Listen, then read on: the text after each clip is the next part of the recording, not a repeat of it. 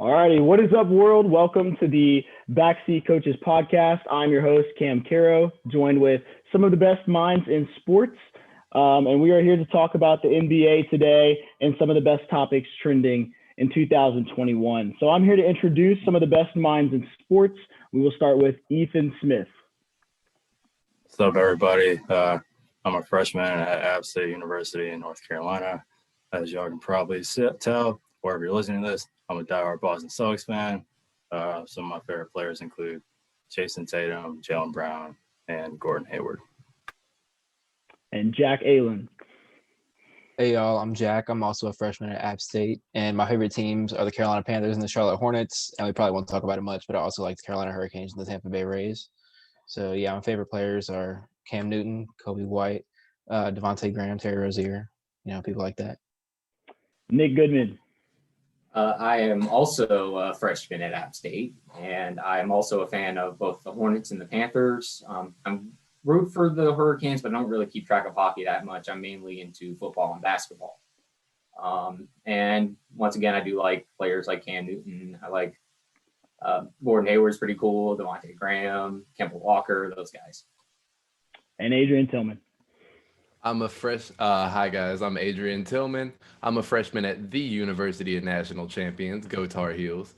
And I'm, outside of being a big UNC fan, I'm a fan of the Carolina Panthers, Memphis Grizzlies, and I have a rooting interest in the eternally mediocre Pittsburgh Pirates. My lineup of favorite players probably includes DJ Moore right now, just a massive fan. Ja Morant, Mike Conley, and wherever Marc Gasol is, I'm cheering for him to succeed. Except right now because LeBron doesn't need another ring. And I am Cam Caro. I'm a freshman at Guilford Technical Community College, where I play collegiate baseball. Some of my favorite players and teams: I love the Golden State Warriors and point guard Steph Curry. I'm a big Panthers fan and love running back Christian McCaffrey. And I love my sport, baseball, and the Los Angeles Dodgers, and my favorite player in the MLB, Mookie Betts. All right, so let's get started, guys, with the Utah Jazz. They've been the talk of the NBA this year at 25-6 after their thrashing of the Charlotte Hornets last night. One of the surprises, I think, coming into this season. We'll start with you, Ethan. What are your initial thoughts of the Utah Jazz, who have won 9 of their last 10 games and are really trending in the right direction? So my first thoughts are they're really good. They're a really good team. They really move the ball well. They shoot very well. They have a lot of guys that can just easily give 5 threes a game. Like last night when I was watching, it was George Niang, who's like the 9th dude on the bench, just came in and hit 7 threes. So they move the ball well. They defend. They're very well coached, and they have some pretty good players. So, Jack, obviously we're talking about star players on this team. And we talked about in our last meeting that we really thought that this team only had one superstar. There's Donovan Mitchell. He's an all-star this year for the reserves for the West. But they have more on this team than just Donovan Mitchell. What do you think about these guys? Mike Conley averaging 16.5 a game, Jordan Clarkson averaging 18, Bojan Bogdanovic with 15.5. I mean, these are legitimate guys on and off the bench for the Utah Jazz. Yeah, like you said, Donovan Mitchell is the only real superstar on that team, but the way they play, they might not need it. They have other guys, like you said, like Gobert, who also can play well. He gets a lot of points and rebounds and is a great defender. And they also have a great bench led by Jordan Clarkson, who right now is the front runner for 6th man of the year. And they have a rotation of guys that any one of them can go off on any given night. Like you said yesterday, George Niang went 7 for 7 from behind the arc. They have a roster full of guys that can go off on a moment's notice. So they don't really need to have multiple superstars, I don't think. Absolutely. And one of the guys I think is always lost in the mix is Rudy Gobert. The 7-footer from France is phenomenal, averaging 14 points per game and 14 rebounds a game. He's probably in the front running for Defensive Player of the Year yet again, and he made his second All-Star appearance this year. Nick, do you think Rudy Gobert has been kind of the catalyst for this team's success this year? Well, I don't know for sure if he's the catalyst, but he's a very, very important part of what they do. Just going back to the Hornets game, there was a big difference between what they could do when he was out of the game in foul trouble early and what they could do when he came back in the game. and was able to really be a defensive force like he usually is. More than anything, like he is a pretty good at being a post player on offense, but the most important thing that he does on the team is that he's a great defender. You can't get easy layups against the Jazz because of that. So besides Donovan Mitchell, he is easily the second most important player on their roster. Adrian, I know you with the Grizzlies know a lot about defense and getting tough in the paint. What do you think about Rudy Gobert this year? I think that honestly, he's played lights out. He's definitely one of my top 3 contenders right now for the defensive player of the year. But honestly, this Jazz team, what's drawn me to them is that they're really a team where you don't see an obvious weakness. They're solid on defense. They can shoot the lights out, and the scoring can come from anywhere. Honestly, if you watched basketball in the 2014-15 season, I think it was, that Hawks team that went 60-22 before they lost LeBron when he came back to Cleveland. They remind me so much of them. Just if even down to player comparisons, you see Jordan Clarkson's putting up a season kind of like Dennis Schroeder did that year off the bench. It's just they've been a team with no real weakness, and I think it's going to take some Herculean effort to beat them in a 7-game series. They're that good. So do we think that the Jazz are a lock for the Western Conference Finals? Jack, how about you? It's always hard to say that a team is a lock to go that far, but I think it's going to be very, very difficult to knock them off before the finals. So, yeah, I mean, it's hard to say that they're a lock, but they have a very, very good chance of it for sure. Ethan, I don't know. Do you see any teams in the West that can really take down this Jazz team? I know this is a loaded West, as it usually is. Which teams do you think are the biggest threat to the Jazz come the late months of this year?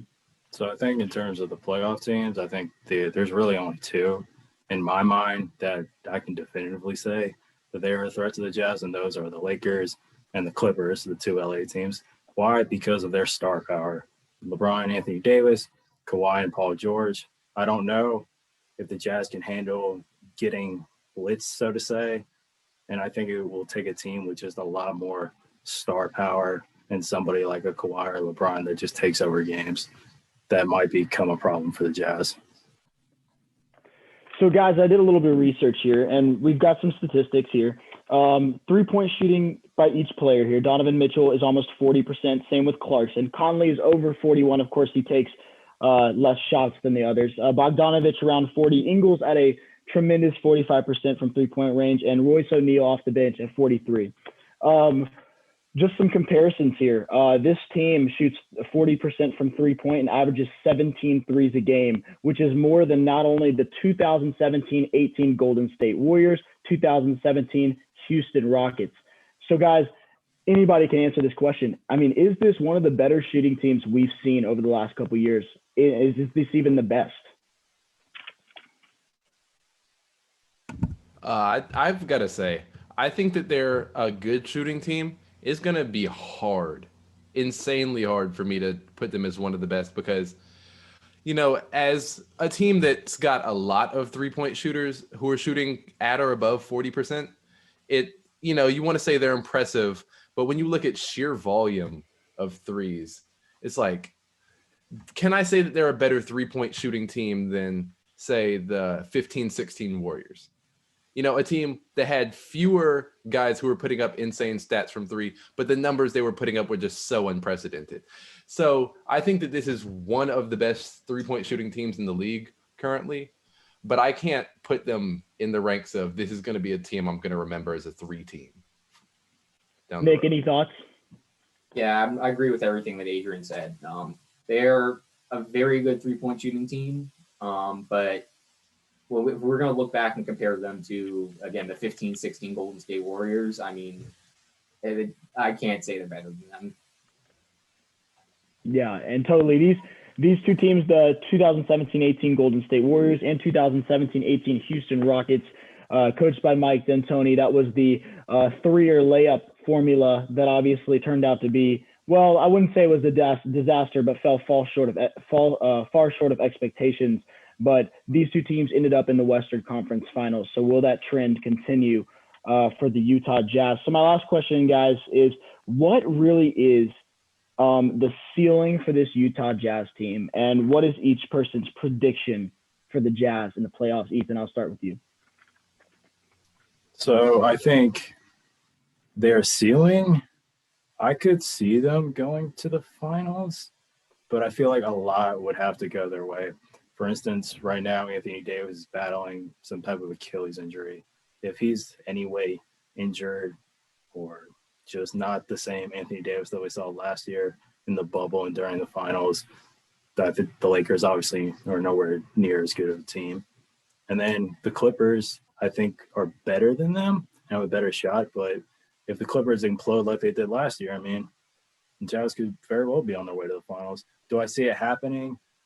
Not really. I still would rather take the Lakers or the Clippers at this point, but the Jazz definitely have potential to make the finals.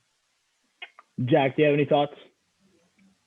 Yeah, I agree. I think their ceiling, I think they're going to go a step further and say that they have a chance of winning a championship, but I don't think it's very likely. I think there's a lot of teams that, like Ethan said, that I do think are better than them, and that will be tough for the Jazz to beat in a 7-game series, but I do think that they could get hot at the right time and they can have multiple people shooting lights out, and they can definitely go and make it all the way, but I don't think that it's very likely. Nick, anything? Yeah, I was going to say they could win the finals if things break their way. But if I would guess right now, I think they're probably going to be a Western Conference Finals team, and they'll probably be. Any last remarks, Adrian? Yeah, I don't really have anything to add to that. I think that the Lakers really are the team to beat in the West right now, but Utah is going to make it hell for them. So Donovan Mitchell is an all-star this year. And just recently, in this past hour, we announced the reserves for the 2021 NBA All-Star Game. We'll tell the starters and the reserves. So, but for now, we'll just focus on the reserves. So obviously for the West, we've got Damian Lillard from the Portland Trail Blazers, Donovan Mitchell from the Utah Jazz. However, this says Devin Booker from the Phoenix Suns, but that's wrong. Chris Paul from the Phoenix Suns, Zion Williamson from the New Orleans Pelicans, Anthony Davis from the Los Angeles Lakers, Paul George from the Los Angeles Clippers, and Rudy Gobert from the Utah Jazz. Ethan, anybody that you believe maybe have gotten snubbed for this Western reserves? So I think a lot of people's obvious answer for this would be Devin Booker got snubbed. But I mean, Chris Paul made it in his place, so I can't necessarily say he got snubbed when Chris Paul really made this team into what they are right now. I believe at the time we're recording this, they're fourth in the West, if I checked correctly. So Chris Paul kind of made this team a lot better. And I'm not so sure Anthony Davis will actually play in the All-Star game. So something tells me Devin Booker might be his replacement. So the obvious answer may wind up getting his spot. So, guys, obviously Damian Lillard has been balling. And a lot of people thought that Damian Lillard was going to be a starter this year. Nick, I'm going to go to you. Do you think that Damian Lillard deserved a chance to be a starter for the All-Star game? Yeah, absolutely. I really like Luka Doncic, and I know that he's been playing really well, but the Mavericks are not, as a team, are not playing as well as people thought they would. And I thought that if I could choose, I would put Dame in the starting lineup over him. Of course, I still have Luka being a reserve, but if I had the choice, I'd put Dame over. So, Jack, I framed this next question for you. Zion Williamson is making an appearance in the All-Star game as a reserve for 2021. How has he been playing this season, and what do you think really pushed him over the hump from the previous season to making this All-Star appearance?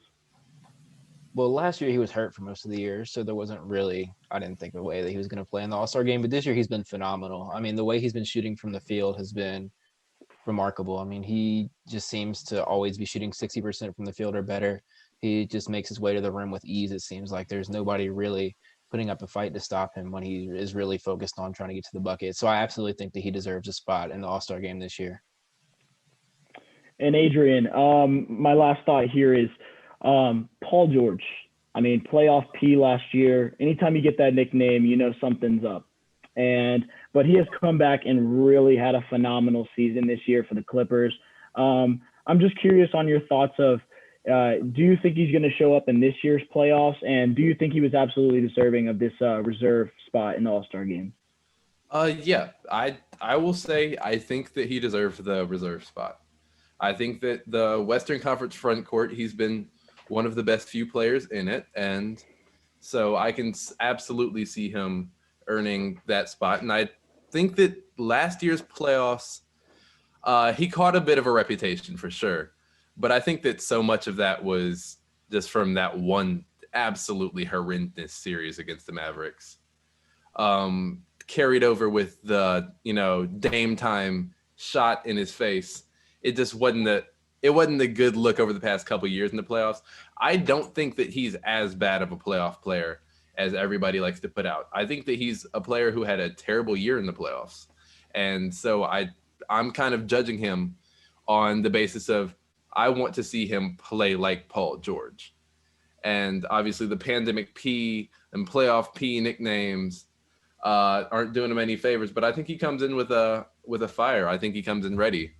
My only issue with the West reserves list, I feel like Book should have gotten it over Chris Paul, but I'm not going to, push that. But it's kind of hurt to not see John Morant in there. But the Western Conference, the backcourt's so loaded that, no matter who's in, people are going to be mad. People are going to be mad no matter who makes it. Absolutely. So here's the East pool. Of course, we have from the Boston Celtics, Jaylen Brown, the new Brooklyn Nets, James Harden. From the Chicago Bulls, one of the most deserving players, of course, Zach Levine, Julius Randle from the Knicks, Ben Simmons from the 76ers, Nikola Vucevic from the Orlando Magic, and then Jason Tatum from the Celtics. So Ethan, we'll get into this later, but how excited are you to see two of your Celtics in this All-Star game? I'm very excited, of course. Jaylen Brown really deserved it. If I'm not surprised they both got in, but I thought maybe the Celtics record might, allow for only one of them to be in the game. And if that was it, I would have chosen Jaylen Brown. But I'm very excited for the two. I'm also very excited for Jaylen Brown because it's his first All-Star game in his hometown of Atlanta. That's big. Like, that doesn't always happen. So I'm just very excited for him. He's progressed so much throughout his 5 years so far with the Celtics. I remember his first year when we had IT in that 2017 season. He was just a guy that primarily just stood in the corner, couldn't really create his own shot, and couldn't really shoot. He could defend a little bit, but just seeing his overall improvement has been beautiful to watch. So, Jack, the Nets, they're produced 3 All-Stars, and only one of them is a reserve. So that's got to tell you something going into this second half of the season, that maybe the Nets are hitting their stride. I saw they're 11-2 in their last 13 games. How happy are you or excited to see 3 Nets in the All-Star game this year? Well, it's very interesting, but I mean, we have had that in the past with the Warriors, and they had, I think, 4 All-Stars. So, I mean, we've seen it recently, but yeah, I mean, the Nets are looking bright.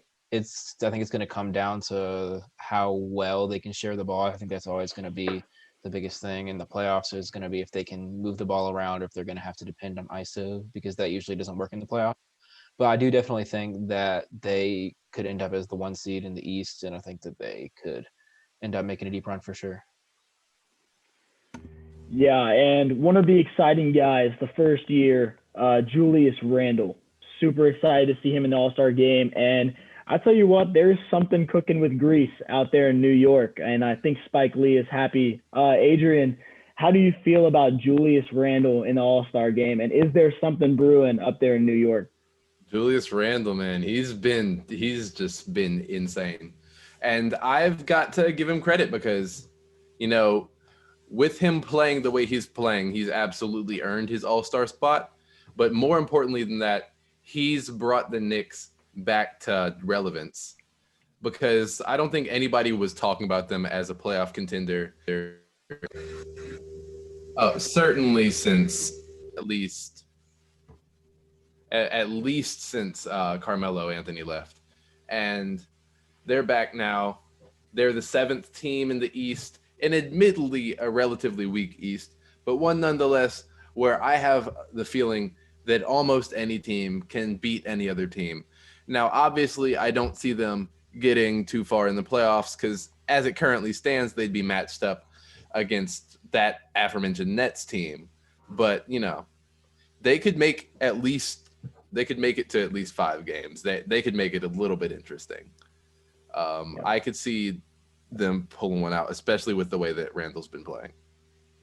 Absolutely. And one of the bright stars this year, Nick, has been Zach Levine. The UCLA player is playing his butt off right now and is absolutely balling. Nick, he really has this Bulls team on the outside looking in, but not that far looking in. What are your thoughts on not only Levine? They're actually 8th now. Levine and the Bulls. Yeah, I apologize. But yeah, it does look like he has broken out. We all known since he was in that, I think, 2015 dunk contest that, he had a lot of potential. He was a very athletic guard, but it looks like he's really broken out a bit. And the Bulls are playing a lot better than we've expected them to, honestly, kind of like the Knicks.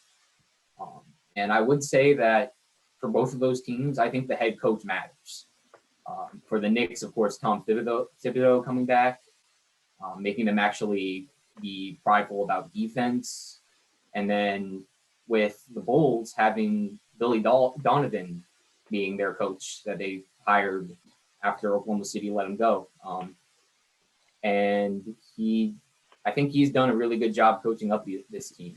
We saw him when he was at Oklahoma City, even when after Durant left and they had basically a year with Russell Westbrook and basically nobody else. He was able to really take them to the playoffs. And then the year when it looked like they would be tanking when they traded for Chris Paul but got rid of Russell Westbrook and Paul George, having that be a playoff team. So I think both of those coaches are also a big reason that both of those teams have turned around. Absolutely. Billy Donovan has done a phenomenal job there. And Jack, you have to mention the point guard in the North City. That guy, Kobe White, is something else. What do you think about his play so far through the first half of the year? Yeah, I do love Kobe White. He has been inconsistent at times. Sometimes he can play a little too fast and get a little reckless and get a lot of turnovers, but I definitely think he has star potential. He can shoot lights out. He's a great dribbling the ball. So I do think that he's got a lot of potential to be great. I think that he plays better more as a 2-guard, where in the Bulls system he's playing the point guard right now. So I do think he would fit better in the off-ball spot. But I definitely think he has a lot of potential, and I think for the most part he's played pretty well this season, and I'm happy with it. Absolutely. So guys, my last question here with the reserves. If you were Durant and LeBron, and you were picking the reserves tonight, what would be your first and second pick through the reserve pool here? Ethan, I want to start with you. Who are your 2 guys you're picking up first and second if you were drafting tonight? For the reserves or for the starters? Reserves.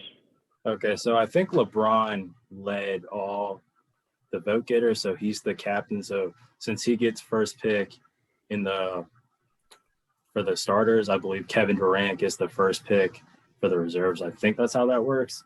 So if I'm Kevin Durant, I think it's pretty obvious. You're taking your teammate James Harden with the first pick. And if you're LeBron, you would take Anthony Davis since that's your teammate. And then for KD, I think he would take – who would he take? He might take Damian Lillard, might take Chris Paul. I think he'd take a guard. And then LeBron, I think he would pick up CP3 if he's available since that's his boy. So those would be my first 2 picks if I were picking. Any thoughts? Was that Adrian? Was that you that spoke up? Yeah, I just speaking up on the banana boat. Got to pick loyalty. It's the All-Star game and nepotism reigns. So yeah, I think Ethan hit the nail right on the head there. I think that either captain picks their teammate first. Absolutely. If I'm going just based off of raw the season they've had, if I'm choosing a teammate, I'm probably going to choose. Honestly, I'm probably going to choose James Harden. He's shown another facet of his game this year, and while his passing doesn't get talked about, it's always been there in at least some form of volume. And now the volume's just getting insane. You know, with him taking on a bit more of a point guard role in Brooklyn, he's just been passing lights out. You know, the triple doubles, the lines you see from him. You know, I think he had one earlier this season where it was like 19, 11, and 16. It's just he's been playing so tremendously well. I think that's got to be my first pick. Yeah, absolutely. And Nick and Jack, I mean, we have an abundance of talent in this All-Star game, as always. I'll start with you, Nick. Who do you think is a guy that maybe will be drafted later in the All-Star draft for the reserves that may be a big factor come the All-Star game itself? Well, I mean, let's be real. They'll play the people that play in the All-Star game. They're not really going to go hard. So I don't really know how important it is to be like one of the later people that makes an impact. But I don't know if there's one guy I'm trying to think of, someone who would go hard even though it's a game that doesn't matter. Like if Russell Westbrook was like a reserve or something, I'd probably say like, yeah, he would probably be a late pick that would make a big impact. But I don't know. I don't know if there's anybody right now that would try to like score 50 in the All-Star game that doesn't count. Yeah. So this is for anyone who wants to speak. Last year, we saw the competitiveness in the All-Star game rise. The format last year, Team LeBron versus Team Giannis, and the charity work for the winner and the loser of each quarter, I believe it was. What do you guys think about like that kind of format? I know they're similar to it this year, but obviously no fans this year, no celebrities in the stands. It's going to be a different environment. I'm sure TV ratings will be through the roof this year with everybody on their couch watching the game. But anybody, this is open to anybody, open discussion here. What do you guys think the atmosphere for this game is going to be like this year? And what were your thoughts on last year? Did you guys like that competitiveness for the last 3 minutes or so? I personally loved the game last year. I thought it was really the most competitive All-Star game that I've ever watched. My only problem last year was that the game ended on a free throw, which I thought was very anticlimactic. But I'm hoping that this year I get more of the same. I definitely had a blast watching the game last year, watching all the best players in the league going at it and playing very competitively. So I would love to get another game like that this year. That would be very exciting. Yeah, I agree a lot with what Jack said. I don't know what the environment's going to be like without the fans there. I do believe they said they were going to allow a little bit of fans. I'm not sure about the exact amount, but I mean, I think the All-Star game, as Adam Silver literally said when he got interviewed about it, was like, it's for the fans. So without the fans there, I don't know what the atmosphere is going to be like. I also don't know what the players' mindsets are going to be like, because I think they pretty much have to go to another bubble in Atlanta. So I don't know if they'll be as motivated to want to come out and, do, what they did last year, put on a show like they did last year, especially for some of these guys that have had to play a lot of games recently because their team got hit with COVID or they've just had a lot of games. They're kind of looking forward to this weekend off. I don't know what the competitiveness is going to look like, but I am excited that they are continuing the theme of what they did last year with the individual quarters being their own kind of mini game and then having the target score with Kobe's number. I do like that format.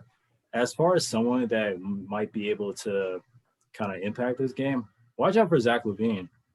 Like if he gets drafted late and he gets hot, they're not going to play defense for most of the game. So he could easily drop 35 in this game and go home with the MVP.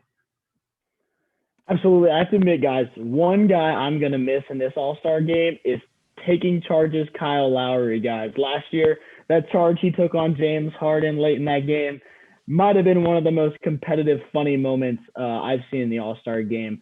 So, guys, obviously we have not announced the dunk contest or three-point shooting contest, I believe, participants yet. Is that correct? I Okay, don't believe they've come out yet. Which players, I'm curious, of all the NBA guys, would you love to see in the dunk contest this year? This is open to anybody. Nick, you want to go? Yeah.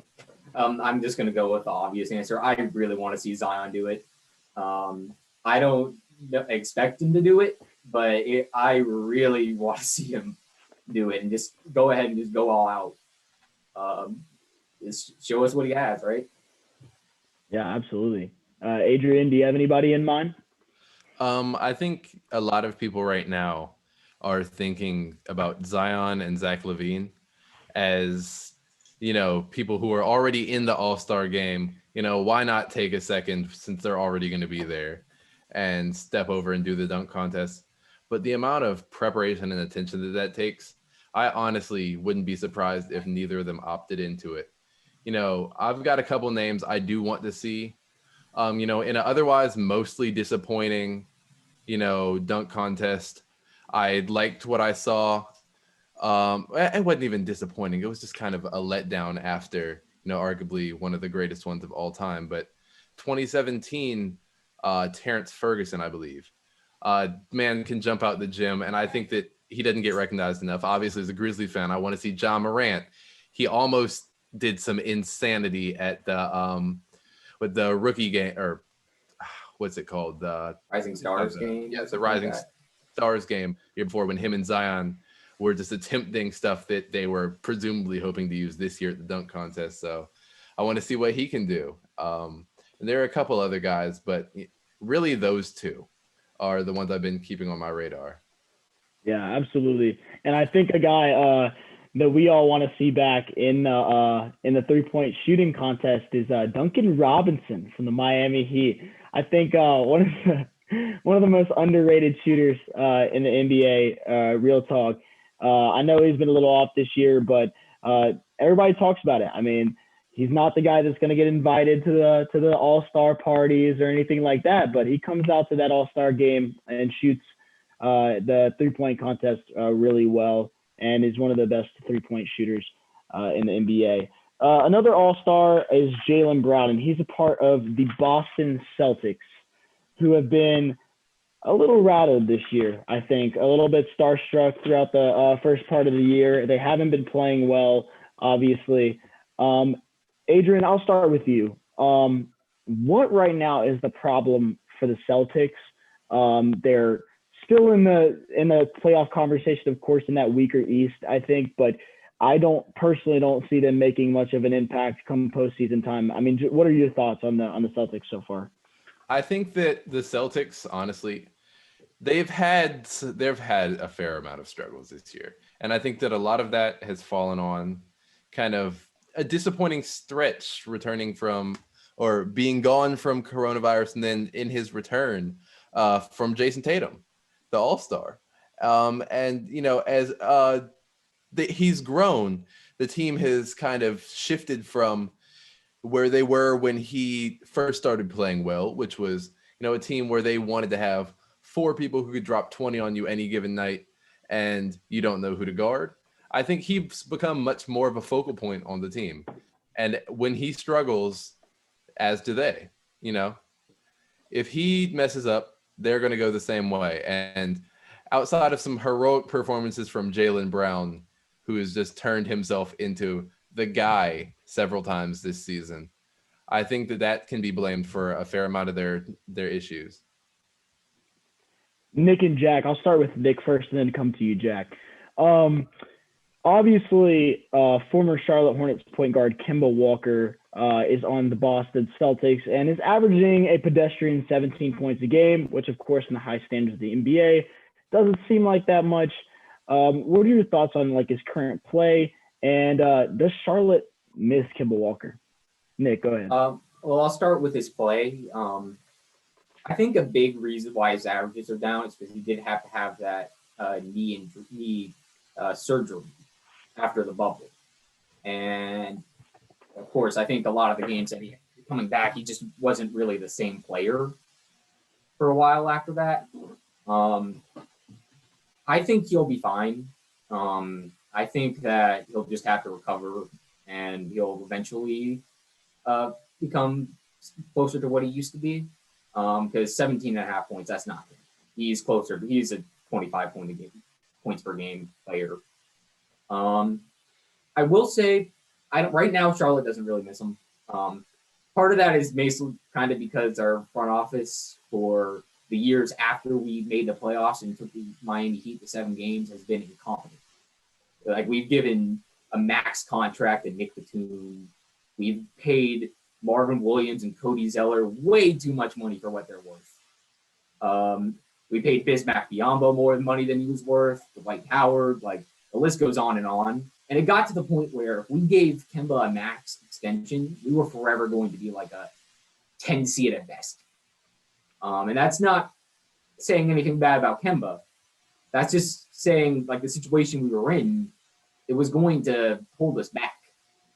Because he was going to be basically the one player we could afford going forward. So we got lucky with getting Terry Rozier back. Everybody probably, when they first saw it, we thought that, oh, we're overpaying for him now. It's going to be another, Marvin Williams, another Nick Batum. But he's been playing way better than anybody probably expected him to. And we're paying him a lot less, so we were able to actually get Gordon Hayward on the team, and then we got lucky with the lottery for once. So right now we don't really miss him, but that's partly because of our own incompetence. Jack, do you have any thoughts? Yeah, I agree with Nick for the most part from the business side and things like that. Realistically, no, I don't think we miss him. But personally, and just as a Hornets fan, I miss him a lot. He was one of my favorite players, and not even only on the court, off the court, he was also a great person. Really helped with the community. He won the sportsmanship award multiple times. So as a fan, I do miss him, but I have to agree with Nick that overall, I don't think that he's that important. He wouldn't be that important to the success right now. So, Nick, I want to come back to you and ask this question. If you are Danny Ainge right now with this Celtics roster, is it time to panic or is it time to evaluate and continue? I would just let the season play out. And if I were going to do anything different, I would do it after the season. But personally, I think the Celtics will pull it together and at least be competitive when it comes to possibly reaching a conference finals, maybe. But if they don't, then you ought to think about doing something different. But I wouldn't try to rush and trade for somebody, because if I'm looking at the market right now, I don't really know if trying to trade for a player would really help them at this point. So I just wait and play out the season. Yeah, absolutely. I mean, I'm really thinking that it's really not time to panic. This is a really good Celtics team, a phenomenal coach, 2 All-Stars. They've got the pieces there that it takes to succeed. But one of the pieces that I think hasn't been the focal point of the team is the free agent signings this last year. Jeff Teague and Tristan Thompson. Ethan, I guess it's time to turn it over to you. You know more than anyone here about how these guys have been an absolute letdown for your team. And I know you miss your father, Gordon Hayward, as he departed for Charlotte this last year. But what are your thoughts right now on the Celtics? Is it time to panic or is it time to just continue and evaluate? How much time do we have? Because I could probably go on until when's the All-Star break? Listen, the Celtics have a lot of problems. I watch pretty much every game. For those that are listening, Jack's my roommate. He hears me complain about it every 5 minutes. So to start with the free agent signings, Jeff Teague has been atrocious. He looks like he should not be in the NBA anymore. I don't know if Peyton Pritchard hadn't been as good as he's been. I don't know where this team would be right now. Tristan Thompson's had his stretches, but he brought the Kardashian curse to the Celtics. So right now, I'm not his biggest fan. The main problem that I see with the Celtics is that we do not move the ball at all. Our offense is pretty much, all right, Jason, it's your turn. Then it's going to be Jaylen's turn. Then it's Kemba. Then it's back to whoever. It's like we play this hero ball style where we just get a high pick and roll, and then somebody tries to do something, and then either they take a horrible shot or they kick it to somebody with 2 seconds left on the clock or something along those lines. Now, Kemba has not had his best season, I think a lot of this has to do with the earlier start date. Because what I heard was that the Celtics were planning on the season starting not till like MLK Day in January or somewhere around there. So Kemba would have had more time to rehab his knee, because in November, I believe, he had some stem cell injections that it just takes time to heal from. So I don't know what the deal is with Kemba. He's had stretches where he looks like he's the old Kemba, the fearless acrobat at the rim, pull up threes, all of that. And then he's had stretches where like he can't buy a basket. Like when we played the Pelicans the other night, he shot like 5 of 25. Like that's just like, what the hell is wrong with you? Type of numbers.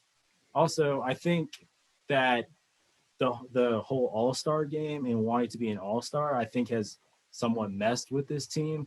I don't want to, point fingers and say, oh, you're being greedy or whatever. But I just feel like guys are kind of pressing a little too hard. And I'm a reference back to last year where Jason Tatum, up until the All-Star break, he wasn't that great. And then it was after he became an All-Star that he like caught fire and had probably the best stretch of his career thus far outside of the playoffs. Also, Marcus Smart not being there has severely hurt this team. He is the heart of the Celtics, and he's the emotional leader of the Celtics, and he's our best defensive player. We badly need Marcus Smart back. I think also with this new team, losing Gordon Hayward was a very big loss because he was kind of the facilitator of the four guys.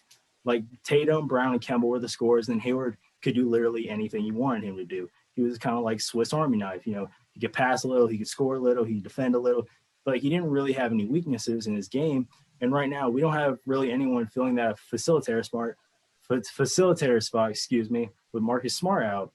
So in terms of should the Celtics get somebody with their $29 million trade exception, honestly, I don't see really anybody on the market, like Nick was saying, about like trying to get somebody, because I don't really like anybody. Like I don't want Harrison Barnes. Like Harrison Barnes is not what we need. The guy I am eyeing, and I don't know if he's available, but I think it's a low risk option. There's actually somebody on the Grizzlies, Adrian. It's somebody Danny Ainge has had an affinity for in the past. He once offered 6 first-round picks to the Hornets for this guy, and the Hornets somehow said no. I'm eyeing Justice Winslow. I think he offers a little bit of everything. He can facilitate, he can defend, he can shoot a little bit. His best stretch in Miami came when he was running point. So I think somebody like that would be a better fit for what this team is compared to somebody like a Harrison Barnes, who's just going to come in and kind of basically just do the same thing that Tatum and Brown are doing, but just take away shots from Tatum and Brown. So I think that's actually would be a really good pickup for Boston. Winslow in Boston, I think, turns kind of, you put him at point and you've got this kind of sizeless, interchangeable lineup, right? Everybody is like, and it also helps with some of their defensive issues there. It's like everybody can switch on to everybody, and I've never really been a fan of Boston's defensive lineup, right? It was like they've had kind of a desperate need for some interior presence, but I think that he could help with that, honestly. My only issue with Justice is that I think he just got back after being out, like a year? What was it? Yeah, he missed a better while. He missed, I want to say close to a year, because he was missing time in Miami when we traded for him. It's like he spent all that time with DJ Scheme instead of playing basketball. Yeah. So my only question about Justice is that, like, is he where is he at? Physically, do the Grizzlies really want to give up on him after they've waited so long just to see if he can be helpful with the growth of like Ja Morant and Triple no, J? we'd have to ask for a trade of some sort, not just we'd have to give away. Yeah, we'd have to talk terms, but I think a guy like Justice Winslow be very valuable to the team. Adrian just brought up the fact that we don't have really an interior presence. I mean, I've thought about Nick Vucevic, but we'd have to do a whole lot of gymnastics. Y'all would have to. We We'd have to sell the team. Yeah. But I think on the bench, Robert Williams looks really promising. He doesn't really have, typical size for a center, but he's athletic and he can get up there. So the Celtics just have a load of problems. I don't know what Danny's going to do. I think Brad needs to I'm not a big Brad Stevens fan. I never really have been. Really? Yeah, I'm not a Brad. It's just I think he was a good fit as a coach for what this team was 3 years ago when we had a bunch of young players. I think he was better for them what they were then than what he is now. Because right now, Brad is very cool, calm, and collected. He's X's and O's, but he has no fire. Like, he has no energy. Like, I hear him talk, and I want to go take a nap. He reminds me of, like, Adam Gase. And if you are mentioned in the same sentence as Adam Gase, that probably means you should not be a coach. So I would just like to see a bit more energy from Brad, and maybe Danny, like, just try something. Try to get a vet in here because we have no vets on the bench. I think the oldest player on the roster is either Jeff Teague or Kemba. And then it's just a bunch of young guys. So I think the Celtics have a load of problems. Will they turn it around? I mean, I hope so. I think they're just trying to make it to the All-Star break and then get everybody back and then hit the reset button and try to make a push. But can I say I'm confident that we're going to do it? I mean, why would I? We literally blew a 24-point lead to a very mediocre Pelicans team. So I don't know what's wrong or what it's going to take, but I just hope we can figure it out. Oh, man. Adam Gase? Really? Interesting. That's pretty harsh, Ethan. That's I was like yeah, we are. What are you expecting Dan Campbell to be your coach or something? No, I just want a little bit more energy.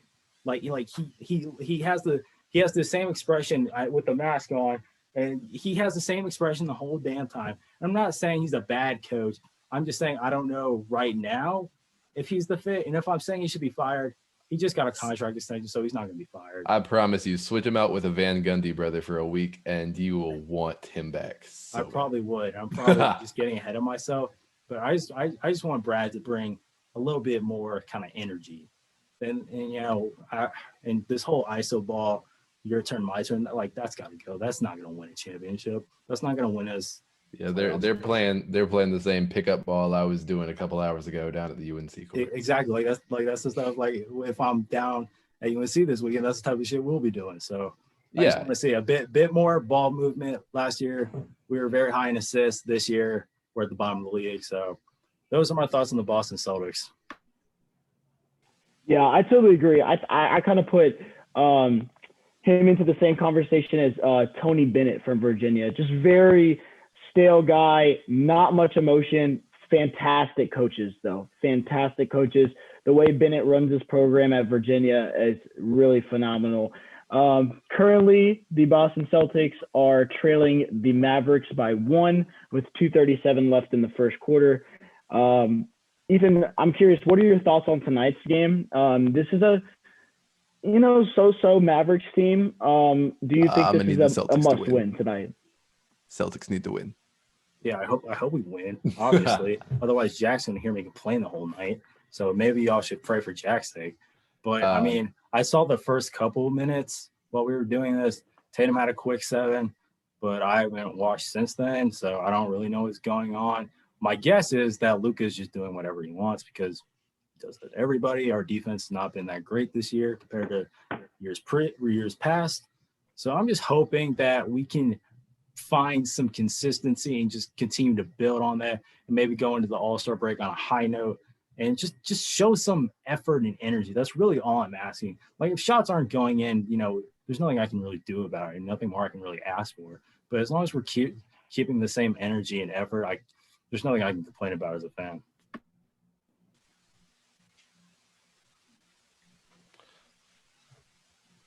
Yeah. In the meanwhile, I am gonna need the Mavericks to lose this game just so we can hop back in front of them in the West. Yeah. So very good game there. Obviously, pretty big game for the Celtics. I mean, this is a good Celtics team. I'm sure they're gonna find their way out of the situation that they're in and get through this whole thing. So any last thoughts on the Boston Celtics before we wrap this up? Does anybody have anything? Thank you guys for this. Is a great start to what will be many of these, I hope, and some really good thoughts here, some really good minds. And guys, we'll kick it back up soon, I'm sure, and we'll get some more topics in. So really good discussion tonight, guys. Really good. All right. Any closing remarks?